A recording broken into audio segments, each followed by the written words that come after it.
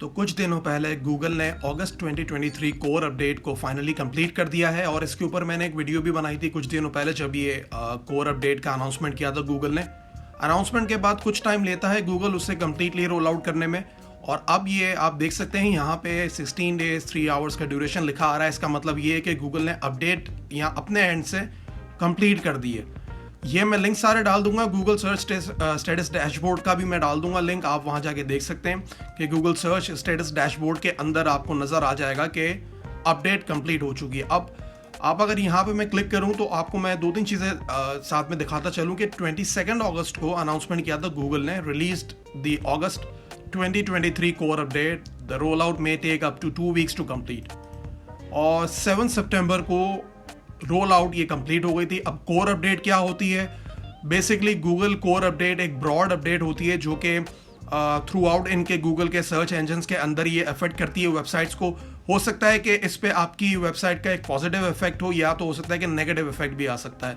ये डिपेंड करता है कि गूगल आपकी वेबसाइट को किस तरह ऑडिट करता है और किस तरह एनालाइज करता है। मगर जब कोर अपडेट आती है तो वो अक्रॉस द बोर्ड हर किसी की वेबसाइट पे वो हिट करती है। किसी के लिए अच्छी होती है, किसी के लिए बुरी होती है, लेकिन मैं आपको बताऊंगा कि आप क्या कर सकते हैं अगर आप हिट हुए हैं तो उसमें क्या क्या चीज़ें आपको फिलहाल अभी देखनी है।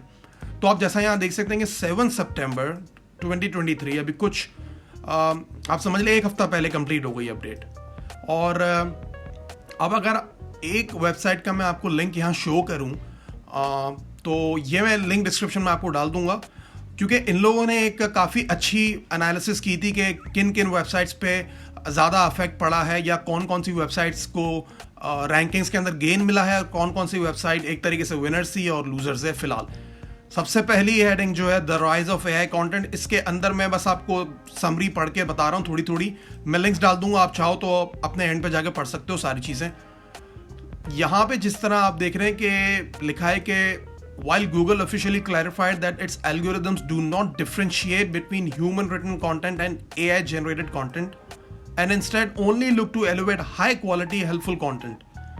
ठीक है, जिस तरह मैं हमेशा कहता हूं कि अभी भी Google ह्यूमन रिटन कंटेंट हो या AI जनरेटेड कंटेंट हो, उसमें कोई फर्क नहीं रखता है, एज लॉन्ग एज कंटेंट आपका रेलेवेंट हो, हाई क्वालिटी हो।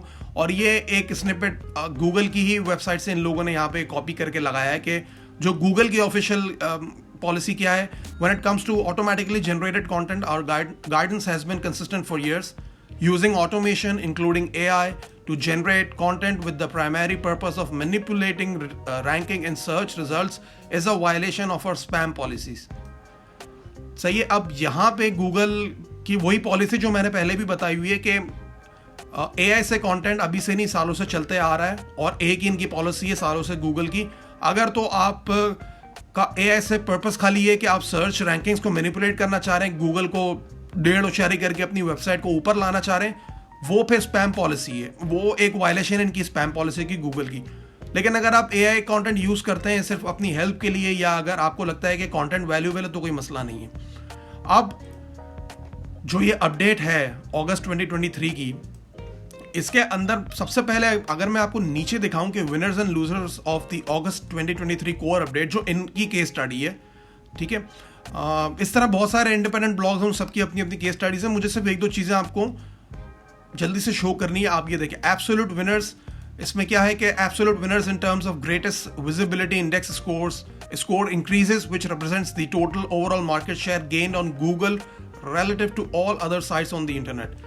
कितने चेंजेस हुई है क्या क्या वेबसाइट में और कितनी ज़्यादा हुई है as compare to the other websites. आप देखें सबसे ज़्यादा जो इंक्रीज हुआ है वो रेडिट पे हुआ है। रेडिट जिस तरह आपको पता है कि कम्युनिटी बेस्ड एक सोशल नेटवर्किंग प्लेटफॉर्म है। आप बेसिकली आप क्वेश्चन एंड आंसर्स का भी आप सोशल नेटवर्क कह सकते हैं, क्योंकि जो भी आप क्वेश्चन लिखते हैं रेडिट का एक ना एक आपको कहीं ना कहीं रिजल्ट नज़र आता है गूगल के अंदर, क्योंकि रेडिट के अंदर बहुत ही ज़्यादा हेल्पफुल कम्युनिटी है रेडिट, और एक दूसरे की काफ़ी हेल्प करते हैं। तो क्वेश्चन एंड आंसर जो भी होते हैं सब एक दूसरे से पूछते हैं और फिर जवाब देते हैं। Absolute change 91.83।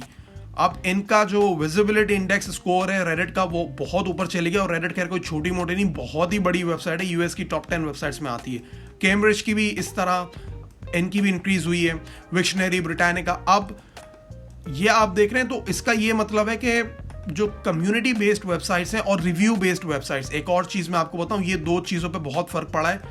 अगर मैं यहाँ दिखाऊं आपको,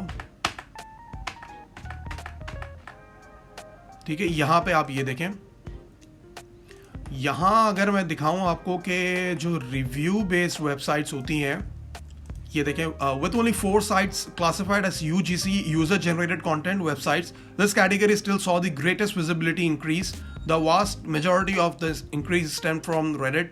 और उसके बाद फिर ये है कि जो UGC यूजर जनरेटेड कंटेंट होता है, जिस तरह रेडिट के ऊपर है, या अगर आप कोई रिव्यूज वगैरह लिख रहे हैं और आप कोई अपने एक्सपीरियंसेस शेयर करें, तो वो उन वेबसाइट्स पे सबसे ज़्यादा फर्क पड़ा है।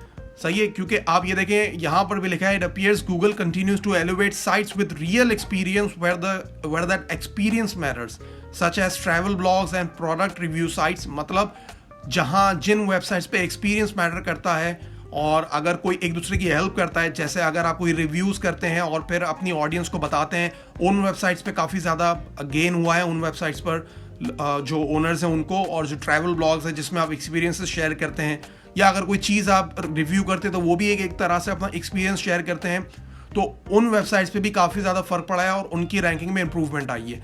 ये मैं लिंक्स डाल दूंगा सारे, आप जाके पढ़ लीजिएगा, क्योंकि बहुत इसके अंदर इन डेप्थ केस स्टडीज़ की हुई है इन लोगों ने। बस एक दो चीज़ें मैं बता दूं कि जो गवर्नमेंट की वेबसाइट्स हैं उनको भी इंक्रीज़ मिला है, और जो न्यूज़ वेबसाइट्स हैं वो नीचे गिरी हैं, उनकी रैंकिंग में भी फ़र्क पड़ा है। ठीक है, तो ये 2-3 चीज़ें हैं जो मुझे आपको बतानी थी, आप देख लें। अब इसके बाद ये है कि आपको किस तरह देखना है कि आप हिट हुए हैं या नहीं हुए हैं कोर अपडेट से। सबसे पहले तो आपको पैनिक नहीं करना है, सही है, क्योंकि अभी भी अगर तो जैसे देखें, अगर आपकी वेबसाइट पे आपको लग रहा है, जिस तरह यहाँ लिखा है, what to do if you're hit, Google has given advice on what to consider if you're negatively impacted by a core update in the past. There are no specific actions to take to recover. A negative rankings impact may not signal anything is wrong with your pages, according to Google.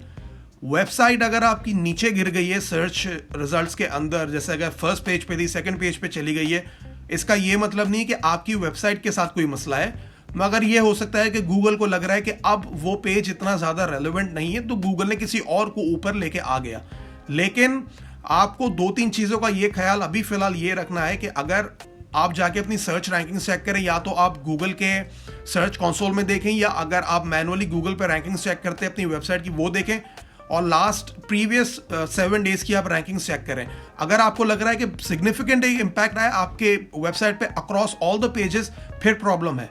मगर ऐसा है कि 2-3 pages अगर आपकी site पे अगर affect हुई है तो कोई मसला नहीं है, और अभी भी अगर आपको लग रहा है कि ऊपर नीचे हो रही है वेबसाइट, तो कोई मसला नहीं है, क्योंकि चाहे गूगल ने यहाँ पे कंप्लीट भले लिखा है, लेकिन अभी भी हर किसी की वेबसाइट में ऊपर नीचे हो रहा है, कुछ ना कुछ प्रॉब्लम आ रही है। मेरी वेबसाइट में भी कुछ पेजेस के अंदर ये मसला हो रहा है।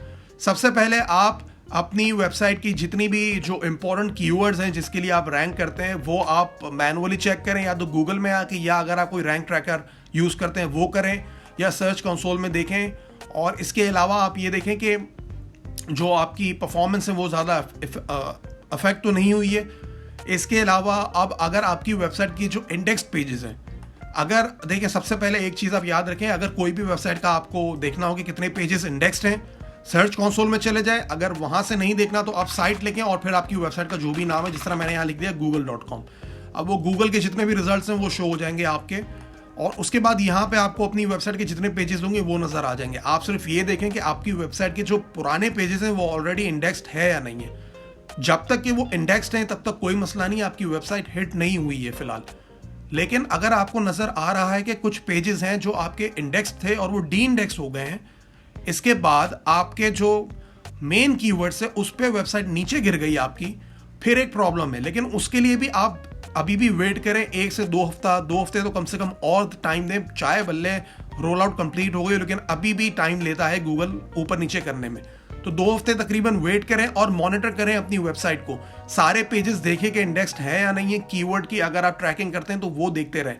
अगर कोई बहुत ही बड़ा मेजर डिफरेंस आ रहा है तो फिर आप वेट करें। उसके बाद फिर आपको ये करना होगा कि अगर आपकी रैंकिंग गिरी तो जो भी आपका पेज होगा उसे आपको किसी ना किसी तरीके से और ज़्यादा बेहतर बनाना होगा, आपको एडिट करना होगा। आप जाके मैनुअल ऑडिट करें अपनी वेबसाइट का, उसमें देखें कि आपकी वेबसाइट के अंदर आप कहाँ पे समझ सकते हैं कि इम्प्रूवमेंट है। अगर वेबसाइट के कंटेंट में आपने इमेजेस यूज़ नहीं किए तो आप इमेजेस डाल दें। इमेजेस हैं, इंटरनल एक्सटर्नल लिंक्स आपके नहीं है। जिस तरह ये आप देख रहे हैं, ये इंटरनल एक्सटर्नल लिंक्स ये होते हैं। आप अपनी वेबसाइट को भी लिंक करते हैं और बाहर भी। ये चीज़ें भी आप अपनी वेबसाइट में डालेंगे ताकि आपकी वेबसाइट फिर एक तरह रिकवर हो सके। जिस तरह आप ये देखें, आप यहाँ लिखा है, ये सर्च इंजन जर्नल की वेबसाइट है। Those experiencing a dip should consider conducting an audit to understand which pages were most impacted and for what types of searches. Google also noted that improving a website may not lead to an immediate change in rankings. तो दो चीज़ों के अगर आप ये पढ़ेंगे तो इसका ये मतलब है कि अगर आपकी वेबसाइट पे डिप आ रहा है, आप मैनुअल ऑडिट करें अपनी वेबसाइट का, हर चीज़ चेक करें। और ये भी आपको गूगल ने बताया है यहाँ पे सबको कि वेबसाइट को इंप्रूव करने से कोई ज़रूरी नहीं है कि इमीडिएट चेंज आएगा रैंकिंग्स में, लेकिन आप अपने एंड से सारी चीज़ें करके रखें, ठीक है। सबसे पहले इंडेक्स जो है आपकी वेबसाइट, उसके इंडेक्स्ड पेजेस चेक करें टोटल। और अगर रिसेंटली अगर आपने कोई ब्लॉग पोस्ट की है, वो पब्लिश की है, अगर वो इंडेक्स नहीं हो रही है तो सर्च कंसोल में आके इंस्पेक्ट पे आप URL डालें और फिर उसे इंडेक्स करवाएं। मैक्सिमम 5-6 दिन वेट करें और देखें इंडेक्स हो रही है नहीं हो रही है, इस तरह। लेकिन आप रुके नहीं, आप अपना कंटेंट डालते जाए, कोई मसला नहीं है। अगर अपडेट से भी अगर आपको लग रहा है आप हिट हुए हैं तो इससे आप रुके नहीं, आप अपना काम करते रहें। एज लॉन्ग एज आपकी वेबसाइट गूगल के अंदर इंडेक्स्ड है और कुछ कोई ना कोई रिजल्ट्स आपके सर्च पे नजर आ रहे हैं आपकी वेबसाइट के कोई भी कीवर्ड के लिए, तो जो आपके सबसे इंपॉर्टेंट पेजेस हैं वो, और जो इंपॉर्टेंट कीवर्ड्स हैं ये दो चीजें, ये दो चीज़ों को आप फिलहाल अभी ऑडिट करते हैं 7-8 दिन तक, और फिर अपनी परफॉर्मेंस चेक करें कि वो उस पर कोई फर्क आ रहा है नहीं आ रहा। अगर आ रहा है तो थोड़ी पेजेस को चेंजेस करें और फिर वेट करें, फिर देखें कि आप रिकवर होते हैं या नहीं होते। तो यहाँ मैं अपनी वीडियो एंड करता हूँ। वीडियो पसंद आए तो लाइक कर दें, शेयर कर दें, चैनल को सब्सक्राइब नहीं किया तो सब्सक्राइब कर दें, और ये वीडियो देखने के लिए बहुत शुक्रिया। Thank you.